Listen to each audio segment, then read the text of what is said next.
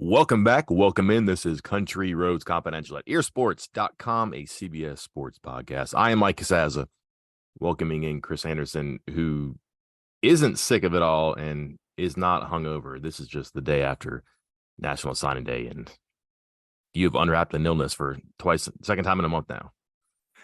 Yeah, I've tried to look into boomerang flu, or if that's a thing, comes back again. But yeah, a couple of weeks ago, for those who listen to the podcast, I had the flu and then was feeling great, back to normal, and then woke up Wednesday morning feeling bad again. I don't know what it is, but COVID negative, flu positive, maybe. Who knows? I'm not going to bother going out again.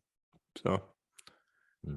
After that podcast, when I talked about how great my immune system was, the government contacted me about cybersecurity. That's how good my immune system is. They want to study me, and there you go. Just bring it to the top shelf. I'm going to keep pushing the envelope here until I fall very, very ill, I'm sure. Smooth transition from that which makes you sick to National Signing Day. In the books now, we're in the middle of the 3-day signing period. Today's Thursday. Yesterday, Chris, is it the signing date? Is it the early signing date? What's the proper phrasing now? It seems like it's the big signing date, but they call it the early signing date.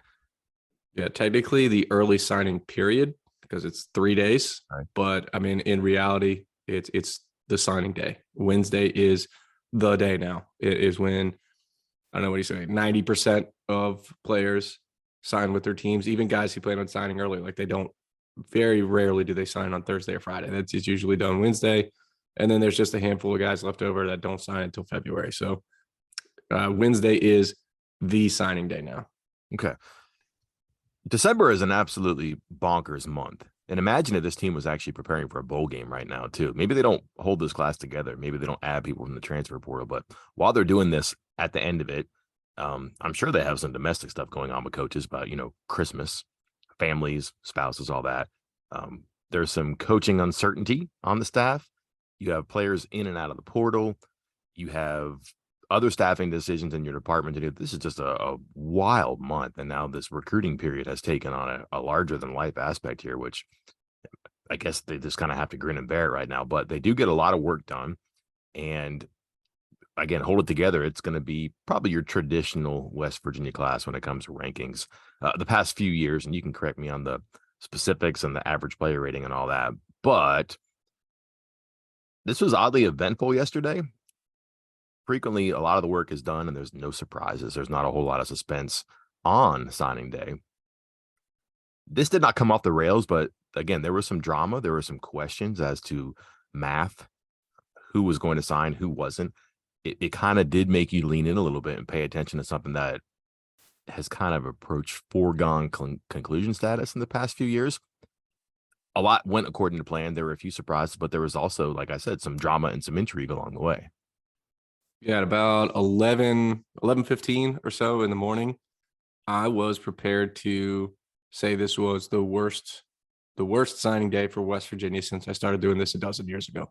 And it is relative because West Virginia has never really had a really bad signing day during my time covering the team. But at that time, Rodney Gallagher had not signed. Justin Benton had just flipped from West Virginia to Houston. And I don't doubt that there was a little twist of the knife for WVU fans that he flipped to Dana and crew at Houston and the new Big 12 Houston Cougars. And at the same time, Neil Brown is on the signing day show through the school saying out loud that he is personally only expecting 16 signees. And at the time you're looking at the list and you're like, oh man, that likely means that Traylon Ray, who is, I believe, was the second highest rated kid in the class, is not going to sign. This Chris Desan St. John, who is a big lineman that I compared. I think my exact quote was, he's Yadni Kajust, but a year behind. Like, those are two guys you really want in your class. And so you're thinking, wow, this is bad. Like, this is not good. You're losing maybe your best defensive lineman in the class, potentially losing your big outside receiver threat, potentially losing, your bookend tackle. And this comes on the heels of already losing Elijah Caldwell, the wide receiver who decommitted a couple of days earlier. And I was like, this is a bad finish. Then it kind of flipped because a few minutes later, Rodney Gallagher's signature gets in, so nobody has to worry about that anymore. Then a little bit later, Traylon Ray gets his signature in. I think like kind of surprising some people because he was definitely one of those two maybes. And then Neil Brown hops into the press conference and says, we got two silent commits. Well, he said it on the signing day too, but a couple of quote silent commitments on the transfer portal. And in my book, in this day and age, if you have a couple transfer portal guys that you are targeting at this point in the game, that means more to your team than 90% of your high school recruiting class. So if they did add two, I'm assuming that he's not making that up, of course.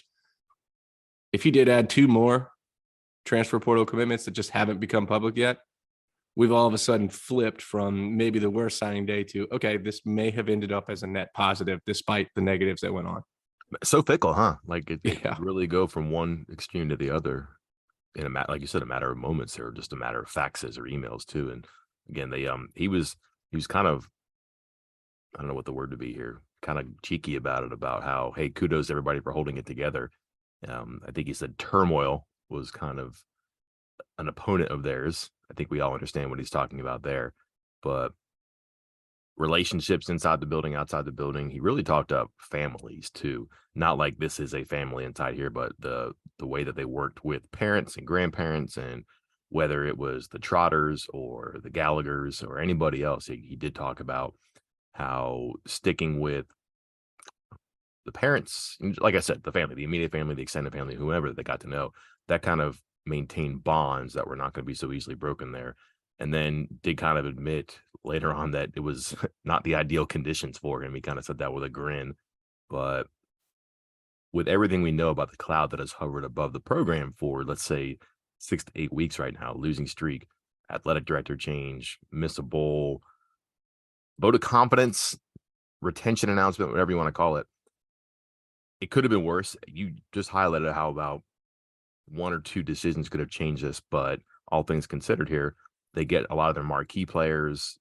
They do seem like they're going to be active with the transfer portal moving forward. Maybe they already are. Not a terrible day, not as bad as it could have been. There are some positives here. Yeah, all in all, a pretty standard West Virginia signing day. You and I talked about this before we hopped on here. Like, it has been a long time since National Signing Day has been overly eventful for WVU. It has mostly been, let's dot our I's, cross our T's, and finalize these things. You know, they have their verbal commitments already. They're not really waiting on a bunch of guys to make their decision on signing day. It's usually like one or two, maybe, and you have a pretty good idea before that decision even happens which way they're leaning. So signing day has been mostly a formality for West Virginia for the best part of a decade almost. I think the time that I said it felt a little different, a little bigger, or there was more going on at least, was that offseason when Tony Gibson came over from Arizona, and West Virginia pulled a couple late guys that had been previously linked to Gibby at Arizona, including a couple of guys that really made an impact, like Mario Elford. So that was a big day, but for the most part, it's been a formality on signing day, and yesterday was mostly that. I mean, the Justin Benton thing was a little bit of a gut punch, but you know, they had hoped for Amari Snowden, but I think everybody realized he was likely heading to Wisconsin. So no real surprises, no real, concerns or worries or anything like that. 40-degree day is what you're saying. Pretty much. Just a 40-degree day. Let me quiz you on some things I plucked from the news conference. I know you're going to hit on superlatives, and I imagine the people like Hurd and Trotter, for example, would be in there because it sounds like Hurd is going to play right away. Trotter maybe as well. Obviously, we know what Ray and Gallagher mean to the offensive side, but a couple of things that I caught here that really piqued my interest. We know their running back room is very crowded, very talented, and they add running backs here. But the way that Brown described it was almost as if they're going to have multiple packages with multiple running backs, and that they're going to have to do multiple things, multiple. We've heard that until our eyes roll back in our heads in the past, but there's a way to get these guys on the field and utilize their talents. And he kind of said packaging things, and whether it is like a Hurd who's only going to be the third down pass rusher early, or if it's a big guy like one of their running backs can be a pound of between the tackles person. I was kind of taken back by they had a great running back room. They added to it, and they're going to try to get these guys in and on the field because they do things that can be productive. For example, Jaheim White, they liked him as a slot receiver. Could he be a guy who catches passes out of the backfield? The two running backs they add, the plans they have for them, do we infer anything about the lean of the offense here moving forward? And is it realistic to incorporate 6 running backs in this offense? Is this the part where I make the offensive coordinator joke from Navy? I think we laughed the first time, but it seems maybe more serious now at this point, right? I'm trying to remember a room of any position over the last decade that is as loaded or at least as deep as the running back room is right now for West Virginia, because I could argue that any one of these guys is ready for RB1 status. Like maybe these new guys are RB2, backup, but still getting reps, but you have talent there. And if you have a wide receiver room that is decimated, and you have a running back room that is loaded, it would make sense to sample a little bit with the running backs in some different spots. Could White be a receiver? I could see it. I mean, I knew it, Neil Brown brought it up, and I was there. I think you might have had your recruiting card on that day. Mm-hmm. He did line up in the slot, and he did play there at lunch because he was bored of the linebackers. Yes, I think there was only like a handful of linebackers, and a couple of those guys were more likely bandits, like almost defensive end edge rushers types. So he just said, "Screw it, I'll go battle against the defensive backs," and that's the kind of stuff you want to see. He's a twitchy kind of a player, and again, if you're not familiar with the story, he lit it up in a camp. Video went viral. He gets an offer, not because of the video, that certainly helped, but like just you could see the apparent gifts there too. 5'9", about 180ish, something like that. Small twitchy guy. And then there's DJ Oliver, who's like 6'1", 240. He's kind of a CJ Donaldson. They have and don't have players like this too, but also the explanation on Oliver about how they got him is hilarious too, because he asked, have you ever been to Port St. Joe? And no, exactly. And they found a guy in this kind of rural area of Florida. This seems like a pretty promising find laid on in the process, and someone who is, but also is not like who they have in the backfield. And I think maybe the benefit here is not that Oliver gives you a lot, but having someone like him, you can add to the offense, and you can also accentuate what CJ Donaldson can do in the offense, because here's a guy who holds a bunch of cards in his hand.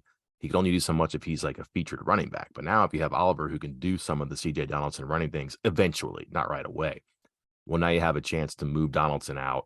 I'm not saying play him at tight end, but you could blind him in the slot. You could run him out of the backfield. You could play him at receiver. It's not just Oliver that does this, but when you add quantity and quality to the backfield, now you get to take advantage of some of the gifts that the players have, i.e. Donaldson. Circling back on Oliver, late addition, talented player. This seems like kind of a too good to be true thing, so we don't really know how true it really is, but what did they stumble on here? Well, that's what I'm trying to figure out, is how he stayed so far under the radar, because our own Andrew Evans, who covers the state of Florida and works as a national analyst for 24/7 Sports, saw him at camp and wrote about him being one of the biggest freaks in all of high school football almost a year ago. Like, it wasn't like something that just happened a couple months ago. He wrote about this guy a while ago. He had a huge junior year, like 1,600 yards on the ground, almost 13 yards per carry, and then went to that camp and ran, a 4.5 and measured in at 240 pounds. Like, how does that, I just don't understand how that flies under the radar. I get the Port St. Joe thing. I get that it's out of the way, but man, if you give me that combination of size and speed and production, that's somebody that should be up the board quite a bit for a lot of teams, I would think.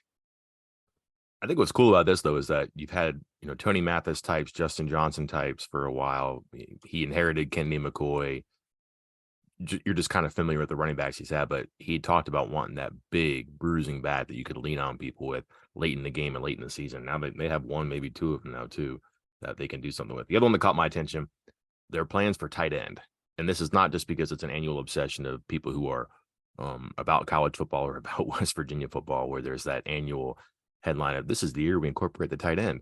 But given the potential of like a Donaldson role and how he worked from tight end to running back, but also you look at what a Torrey Johnson is and may be, what Noah Bram is and may be. They're also pretty heavy, it looks like, into getting a pass catching tight end from the portal here.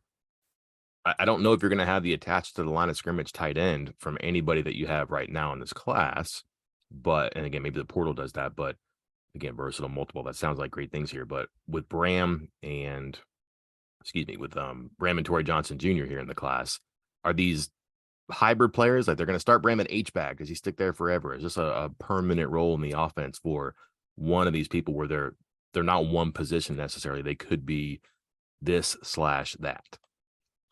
I think of Torrey Johnson as more of like a O'Laughlin type, a receiver in high school that's just almost too big to do that in college. And he's gotten thick since we first saw him. Saw him at camp 2 summers ago, and he was scrawny. And I wasn't sure how it was going to work. I wasn't sure how he was going to develop into a college player. You saw the athleticism, you saw the speed, you saw the height and the hands. And then he showed up at this camp, and I almost didn't even recognize him. I just still remember just looking over and being like, who's talking to Sean Reagan? That guy is huge. And it was Johnson. He's still 6'4", except he had added another 20 pounds, almost all muscle, since last summer. So he's a guy that I think of as like an O'Laughlin type, who is a converted receiver that will maybe, as they get him bulkier, they'll be able to move him towards the line out of necessity, but he is a guy that's going to be a receiver first. And then Bram, I don't know. Could be defense too, right? Yeah, I know, they talked about linebacker, bandit, tight end, H-back, who knows? And I think, Neil Brown kind of gave it away, saying he still has room for growth. I don't know if they're expecting him to still get bigger. Obviously you get bigger from high school to college, but like how big are they expecting him to get? What are they thinking about doing with him? Because he is a guy that at camp during these 7-on-7s, he is just a guy that kind of used his body and got open all the time. And he tested well. He performed well. I think it's just a matter of he doesn't quite fit like the typical height and weight of any one position. And hey, when you have that scholarship and I got this guy who just produces, tests well, and has NFL bloodlines, roll the dice, see what happens. And so I think that's a good pickup too, because he could end up in a couple different spots. Also said that he's going to be a great special teams player for us, which is maybe not the signing day glossing you want if you're a player, but well, maybe that's true. He could be a contributor on offense and special teams. We'll see. Finally, defensive end. Yeah, they don't get Justin Benton, who a player that they had quite a run with in the recruiting process there, but they did get some people that perhaps right away can play too. Kind of go through their defensive line impact here about who they got and what they might mean to the team, short term, long term.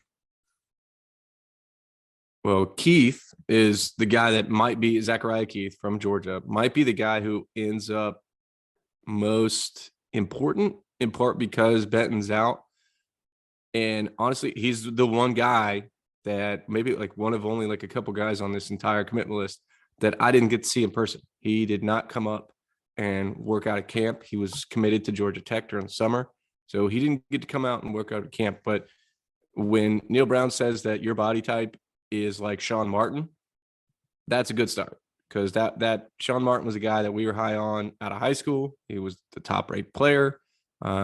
He was a guy that I put at the top of the list for who would make an impact, go from backup to starter, even though he had a starter in front of him returning. Because and if you're comparing Zachariah Keith to him, that's a good start. And then you got all these edge rushers. Like it just screams at me, hey, we need pass rush. We didn't get it. and that's what we're going for. And I know James Hurd is listed as a linebacker, but he is a bandit, true and true, and he is that guy that's going to fill that spot. I have said, and I will repeat, his ability to rush the passer, he can do that one thing better than anyone else in the class can do any other one thing. If that makes sense. Like he is, I don't want to say he's one dimensional, but he is so good at rushing the passer that he is better at that than anyone else in the class is as good at any other skill. So I think that's part of the reason why Neil Brown and staff think he can contribute right away. Stick him out there and be like, hey, go get quarterback, go. Moving down, Orion Fisher. He produced all through high school, had a big year, just got a big bump on 24/7 Sports. And the big knock on him was, will he ever be able to put on weight? Somebody told me, this is a different kind of size we're speaking of here, but think Marvin Gross. For those who don't remember him, he was a big player out of Dunbar High School in Baltimore, Maryland. I think he was listed at 6'3" or 6'4", and Dunbar was the first school I ever went to visit recruits. And I met him there, and he was 6 foot tall and maybe 170 pounds. And I'm not sure he got that much bigger. And eventually, instead of an edge rusher like people thought he was and what he played in high school, he ended up as basically a safety. Now, I don't think Orion Fisher is going to end up like that, but I wonder if he's going to be able to put on the weight and keep it on, because he is a guy that was 195 like 2 years ago, and everybody told him, you need to put on some weight, and he's 205. So moving in the right direction, but you're kind of hoping that he can put on more than 10 pounds in 2 years when the college coaches are pushing for you to bulk up so you can really play that edge position. A lot of questions about my weight too. Growing up too. I know you're going to have more coverage on this by the time that people are listening to this. It may already be out, so I don't want to overlap a little bit, but I touched on the two things that caught my attention before we hit the defensive line, but their tight end and running back usage, but also kind of woven into that was this, not unspoken, it was stated plan to take some of these guys and figure out how to use them. It doesn't make sense to redshirt them. Why let them sit and develop for a year and go somewhere else? But also it's kind of cool for players to get specific things that help them succeed early on. If they have a talent or a skill, do it. And they're going to do that with some of these players. To me, that's a soundbite, but it's also something you can really kind of latch onto and say, hey, kind of progressive, forward thinking, have talent, use talent. And this is a program that certainly needs an infusion of talent in different areas and different aspects. So if these are sources of that and they help, great. Don't steal from me, Chris. You can't use that one. But what is an observation or a general view of yours about what they have accomplished or maybe sought to accomplish in this class that is not something that people can read about on the site? Well, I think part of it, one thing, wide receiver, it ended up being such a need because of the departures, transfer portal, NFL, and then they go through and get, and people are going to hear this and they're going to think, oh, what? No, you don't get your guy. No. When you make a board, especially at a position like receiver, and say you need 3 guys, and you will make a board of 100 people long, and you will be very lucky to get 3 guys out of your top 100. Very lucky.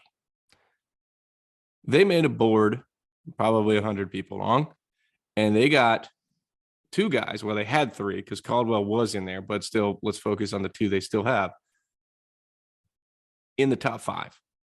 Ray and Gallagher were bar none, like top of the board for wide receiver recruiting. And when you need talent, when you need somebody that can step in that position and you can go out there and get those guys, that's amazing. And I think, obviously if they would have kept Caldwell, that would have changed the game too. Having 3 of basically your top 5, maybe top 10 targets in the entire class, that's unheard of. And I think they did that. And you look at linebacker, they've been raving about linebacker. You touched on that. Trotter, Hurd. That's as good of a 1-2 bandit. I guess we'll call Trotter a Mike, Will, whatever we want to call him there. That's as good of a 1-2 punch as you're going to get. But the other thing that really stood out to me about this conversation, or the press conference on Wednesday, was Neil Brown insisting this is still a developmental program. I'm not sure. It seems like, he's planting his flag in the ground and saying, we're still going to focus on high school recruits. We're going to still focus on building these guys from high school into talented players, even if we lose some of these guys to the transfer portal after a year or two. I don't know if that's right. I don't know if it's wrong, but it's certainly something that kind of stopped me in my tracks as the press conference was going on. Emboldened? Possibly. Yeah. I mean, he certainly has his hill to stand on now. And that's, again, he's not going to waver from that. And I just think back to when Akeem Mesidor left and he had that news conference impromptu.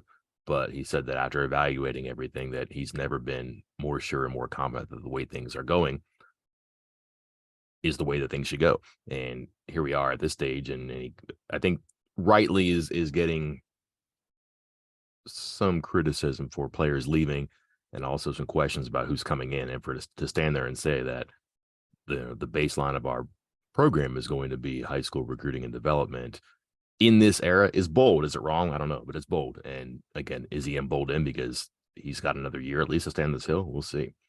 Two more before we go here. Recruiting class crushes, so to speak. We went over I think Hurd is just one for me that I think is just going to be really cool because, again, here's a guy that they might just play on like 3rd and 8 for a while until he gets going on offense or on defense there. And then offensively, I think we both kind of like Oliver. But is there a CJ Donaldson in this class? And what I mean by that is someone that is not a top line player. Maybe he hasn't even been mentioned on this, but maybe in camp, maybe in the spring, I don't know. He just seems inevitable that this guy has something, and this is a football player, and watch out because what we didn't know, we can no longer ignore. Don't know if it'll happen in the year 2023, but linebacker Ben Cutter. That's my guy. Yeah. I mean, I get, he was listed. I can't remember what he was listed at originally. And I think there were a lot of people that were complaining about his grade, his ranking. He's 6'3" and 220 and ran a 4.4. And, the numbers were actually like 6'1", 200 and ran like a 4.8. But at some point, that Mike position, that linebacker position is about intelligence, knowing where you're supposed to be, kind of instincts, and just a desire to be around the ball and hit people. And he has all of that. He is a guy that is close to 600 freaking tackles in high school. And I just think he's going to come in here. And again, I don't know if it'll happen in 2023, but maybe 2024 and beyond, he's ending up as like a multi-year starter as a linebacker and ending up with close to 100 tackles each of his years here. All right. You can steal that one from me. Finally, the math. Walk us through this here. There are spots left for transfer. They're not going to get a quarterback. That was another kind of a headline to me, I think, though it maybe makes sense. But they do have some numbers to use here. You kind of have this pinned down as to the quantity, but also where they're going to look. How does this unfold now with the transfer portal and these next couple of days and weeks? So with the 2 public transfer commitments, West Virginia is currently scheduled to have 77 scholarship players for next fall.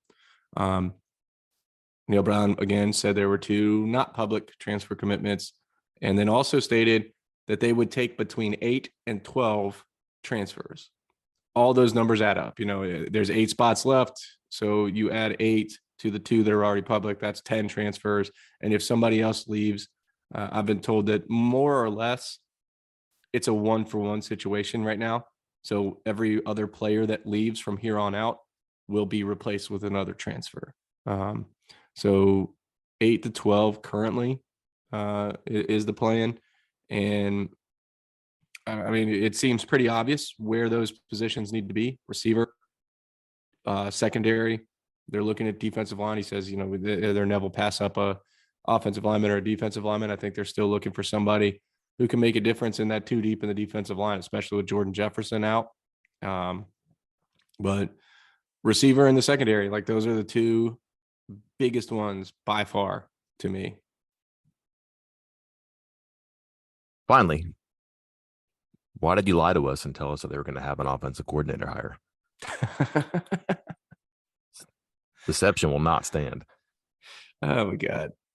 I really like. There's some people who obviously got that joke, and I thought it was pretty obvious. But there have been enough people asking me why was there not an offensive coordinator announced on Saturday that maybe I should have made it a little more obvious. I don't know. Okay, fine. I mean, I did rearrange my schedule for nothing. Thanks. Coming up on the website, Chris will have more of the discussion and discourse the day after on National Signing Day. We have a basketball game this evening. Don't forget Stony Brook. And by the way, Gino Ford coaches Stony Brook. His dad is Gene Ford, a friend of Bob Huggins. Gene Ford and Bob Huggins famously are the two individuals who are going to play pickup basketball when the pickup truck with no rearview mirror stopped and invited them in. Trivia. Did you know that? I did not know that. Now you know. I cannot believe we have not heard that story 6 times this week. I'm kind of sad. I triggered it a little bit yesterday after the news conference. I wanted to make sure I had the right names, and he remembered it too. So that was my memory's good. So it's his. Also, a couple fun podcasts coming up. One athletic director related, one basketball related. Don't want to give it away, but if you're traveling, if you're in the house of in-laws or your family and you can't stand it, you have to get away for half an hour. We have two podcasts coming up that I think will be enjoyable for everybody. Certainly someone who likes basketball and someone who likes athletic director ball. I'm not sure. And then plenty more on the website through the holiday weekend. Chris, any previews or teases from you? I'm going to have signing day superlatives, giving it one more day to see if one more signature comes in, see if any of these transfers decide to go public. And then I think Friday will begin. I'm trying to decide if I'm going to start it Friday and run it over the weekend or wait till after Christmas. I'm going to start I don't even know what we called it, just the behind the scenes of every position group for recruiting this year. Just giving some more details that maybe weren't shared the first time around, maybe couldn't be shared the first time around. So look forward to that. So a new one every single day. Chris, I want you to grab a shaker, grab some ice, 1 ounce NyQuil, 1/4 ounce Jägermeister, 3/4 ounce Absolute. Done. It's a Christmas cocktail. It's green. You're good. And it's permissible for you. I might have to hop on that. You should go right now. Until then, I'm Mike Casazza. And I'm Chris Anderson. We'll talk to you then.